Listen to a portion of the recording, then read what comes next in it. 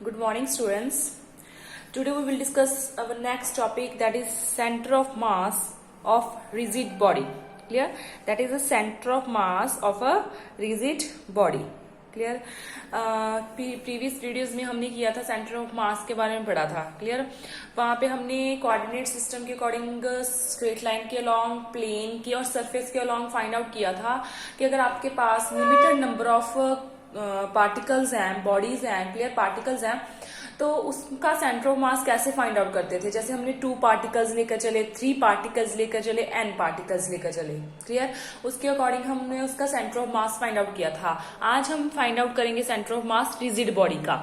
आपके पास कोई भी रिजिड बॉडी है, रिजिड बॉडी जैसे पहले भी मैं बता चुकी हूँ कि क्या होती है आपकी कोई भी वो वाली बॉडी जिसमें आपके पास जो मास है वो कॉन्टिन्यू डिस्ट्रीब्यूशन होती है, जिसमें मास की कॉन्टिन्यूस डिस्ट्रीब्यूशन होती है. क्लियर. आप एग्जैक्ट नंबर नहीं बता सकते कि उस बॉडी में कितने पार्टिकल्स हैं. ठीक है. जैसे प्रीवियस वीडियोस में हमने किया था, एग्जैक्टली आपको पता था कि 2 पार्टिकल सिस्टम के लिए आपने सेंटर ऑफ मास निकालना है, 3 पार्टिकल सिस्टम के लिए आपने सेंटर ऑफ मास निकालना है. अब यहाँ पे रिजिड बॉडी है, तो रिजिड बॉडी मतलब किसी भी शेप में हो सकती है. क्लियर. किसी तरह भी उसकी डिस्ट्रीब्यूशन हो सकती है. तो उसमें आपको पता नहीं है कि कितने पार्टिकल्स हैं, तो उसका सेंटर ऑफ मास कैसे फाइंड आउट कराएंगे, वो करना है, वो हम इस वीडियो में देखेंगे. क्लियर. तो फर्स्ट ऑफ ऑल मैंने सपोज कर लिया कि आपके पास कोई भी रिजिड बॉडी है ऑफ एनी शेप, मतलब मैं रैंडमली कोई भी शेप ले लेती हूँ. क्लियर. उसमें आपके पास जो कोई भी आप ब्लॉक लगा लो, कुछ भी लगा लो, मतलब कि कोई भी आपकी जो वुडन ब्लॉक हो गया, आयरन ब्लॉक हो गया जो सॉलिड है. क्लियर. तो उसमें आपके पास जो पार्टिकल्स हैं, मॉलिक्यूल एटम्स हैं, वो टाइटली बाउंड एक दूसरे के साथ लाइक दिस, मतलब कि so on like this. Clear.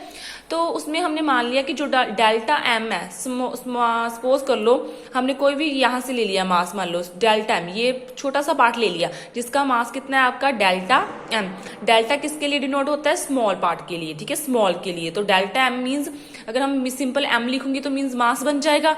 अब यहाँ पे मैंने डेल्टा एम लिखा साथ में, तो डेल्टा का मतलब स्मॉल मास ले. इस पूरी रिजिड बॉडी में से हमने कुछ स्मॉल पार्ट ले लिया मास का, दैट इज डेल्टा एम. ठीक है. तो उसके कॉरेस्पॉन्डिंग जो कोऑर्डिनेट है, जो हम एक्सिस ले रहे हैं, कोई भी एक्सिस ले रही है, एक्स एक्सिस, वाई और जेड एक्सिस, किसी भी एक्सिस के थ्रू कम कर रहे हैं हम उस बॉडी का सेंटर ऑफ मास, तो एक्स के अलोंग जो सेंटर ऑफ मास मतलब यहाँ पे है आपका, ठीक है, जो स्मॉल मास है डेल्टा एम. ठीक है. तो उसके एक्स कोऑर्डिनेट कौन सा है? That is x1. Clear. Similarly delta m x2, मतलब सो मैनी मासेस ले लिए हमने, स्मॉल मासेस ले लिए, बहुत सारे डेल्टा एम स्मॉल मासेस, काफी सारे मासेस ले लिए हैं और उनके कोऑर्डिनेट्स भी देख लिए. एक का मान लो x1 है, दूसरे का x2 है, दूसरे का मतलब सब up to so on xn. हमें नहीं पता यहाँ पे कितने नंबर ऑफ मासेस हैं. क्लियर. क्योंकि ये कॉन्टिन्यू डिस्ट्रीब्यूशन है मासेस की. क्लियर. तो हमने यहाँ पे ले लिया लाइक दिस, सॉरी यहाँ पे आएगा हमारा डेल्टा एम मतलब delta M plus delta M, यहाँ पे करेक्ट करके लिख देती हूँ मैं, मतलब delta M plus delta M up to हमारे पास delta M N up to so on. Clear. जो मतलब नंबर ऑफ मासेस हैं आपके पास. ठीक है. यहाँ पे मैं मासेस को 1 2 3 क्यों नहीं लिया? क्योंकि यहाँ पे जो मास है आपके वो स्मॉल डिस्ट्रीब्यूशन, मतलब कॉन्टिन्यू डिस्ट्रीब्यूशन है. अगर ये मास डेल्टा एम है तो ये भी डेल्टा एम, मतलब जो भी हम मास ले रहे हैं, डिफरेंट स्मॉल मासेस ले रहे हैं, वो सेम ले रहे हैं. ठीक है. उनके कोऑर्डिनेट्स डिफरेंस हो सकते हैं, क्योंकि एक मास यहाँ पे है, एक मास यहाँ पे है, मान लो उसका कोऑर्डिनेट तो डिफरेंट होगा ना एक्स एक्सिस का, ये यहाँ पे पड़ा है, ये यहाँ पे पड़ा है. ठीक है. लेकिन मास सेम है, दैट इज डेल्टा एम. ठीक है. तो उसको सिमिलरली मैंने समीशन डाल के लिख लिया, जैसे पहले बताया आपको कि अगर कोई समीशन फॉर्म में. क्लियर. तो उसके लिमिट्स कहां से आ जाएंगी? जो ये वेरिएबल ले रहे हैं हम आई की लिमिट्स आ जाएगी 1 से लेकर n तक. यहाँ पे भी आई की लिमिट 1 से लेकर n तक. ठीक है. क्योंकि डेल्टा एम सो ऑन ये तो सेम ही रहेगा सभी के लिए. उसके बाद मैंने कंडीशन लगाई है एक for rigid body. Clear. n approaches to infinity. ठीक है. इन्फिनिटी का मतलब क्या होता है? यू नो दैट कि इन्फिनिटी क्या होती है, मतलब कि मैक्सिमम लिमिट होती है जिसको हम डिफाइन नहीं कर सकते. ठीक है. इन्फिनिटी का मतलब बहुत ज्यादा नंबर. ठीक है. तो वहां पे जो आपका डेल्टा एम है, अब देखो जो ये बॉडी है, पूरी बॉडी का मास मान लो बहुत ज्यादा है. ठीक है. लेकिन जो हम स्मॉल मास ले रहे हैं वो अप्रोक्सीमेटली क्या है आपका 0. बहुत स्मॉल मास लेकर चल रहे हैं हम पूरी बॉडी के कंपैरिजन. क्लियर.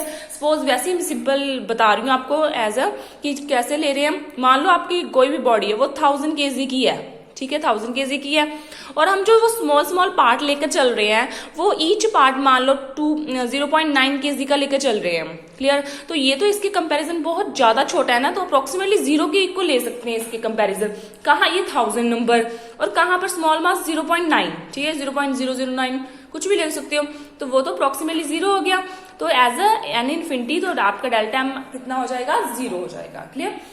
तो यहाँ पे लिमिट फिल कर दी हमने for n protest to infinity, limit delta m i approximately 0, ये वाला एज इट इज उतार लिया। अब यहाँ पे देखो ये बहुत मेन है, ये न्यूमेरिकल पर्पज के लिए इंपॉर्टेंट है, जब हम न्यूमेरिकल्स करेंगे उसमें ये यूज होता है। ठीक है, कि अगर आपके पास 2 पार्टिकल्स है, 3 पार्टिकल्स है, मतलब काउंटिंग पार्टिकल्स है, तो उसके लिए सेंटर ऑफ मास जैसे पहले प्रीवियस वीडियोज में बताया है, अगर कंटिन्यू डिस्ट्रीब्यूशन है मास की, रिजिड बॉडी है आपके पास, तो उसका कैसे निकालना है। अब जो आपकी समीशन है ये आपकी चेंज हो जाएगी इंटीग्रेशन में। ठीक है, इंटीग्रेशन में चेंज हो जाएगी और जो डेल्टा एम है उसको हम लिख लेंगे डीएम, बात सेम ही है।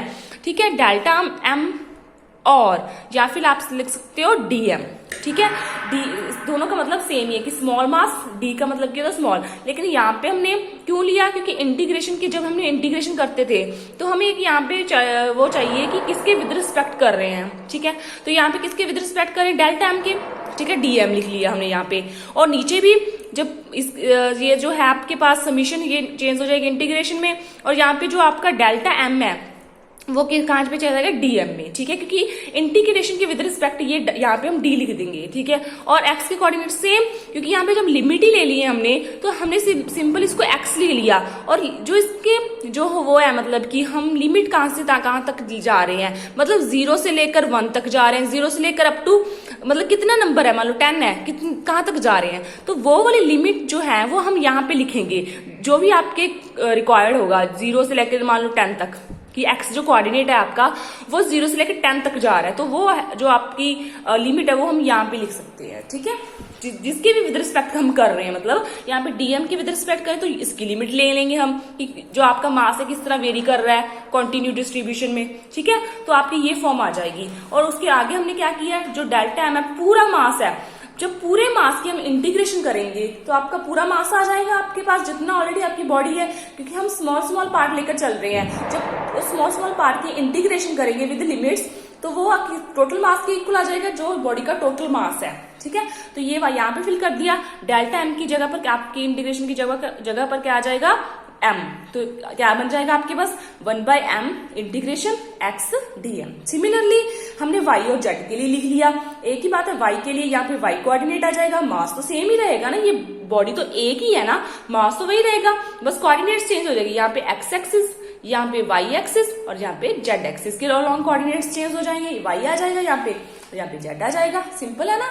ठीक है, उसके बाद स्पेशल केस लिया है हमने जस्ट कि अगर आपका ओरिजिन जो है, origin of coordinate axis lie at the center of mass। ठीक है, अगर आपका जो ओरिजिन है वो सेंटर ऑफ मास पर लाई कर रहा है तो उसके जो कोऑर्डिनेट्स है वो क्या हो जाएंगे, 0 हो जाएंगे। ठीक है, एक्स वाई जेड क्या हो जाएगा आपका 0। तो यहाँ पे अगर 0 फिल करेंगे हम तो 1/m integration x dm is equal to 0, तो ये मास उधर जाकर 0 हो जाएगा, तो आपके पास क्या रह जाएगा, integration of x dm is equal to 0। ये ऑलरेडी हम पहले भी प्रीवियस वीडियोस में कर चुके हैं स्पेशल केसेस। सिमिलरली y और z के लिए वो क्या आ जाएंगे 0। अब इन टर्म्स ऑफ हमने पोजीशन वेक्टर निकाल लिया, r is equal to 1/m r dm, जैसे यहाँ पे लिखा हमने, सिंपल है ना, 1/m एज इट इज, की मास तो सेम ही है, कोऑर्डिनेट चेंज हो जाएगा, यहाँ पे x y z है तो यहाँ पे कोऑर्डिनेट कौन सा आ जाएगा आपका r वेक्टर। ठीक है, तो उसके बाद सेम, अगर आपका ओरिजिन जो है कोऑर्डिनेट है वो लाई कर रहा है सेंटर ऑफ मास पर, तो आपका r कितना हो जाएगा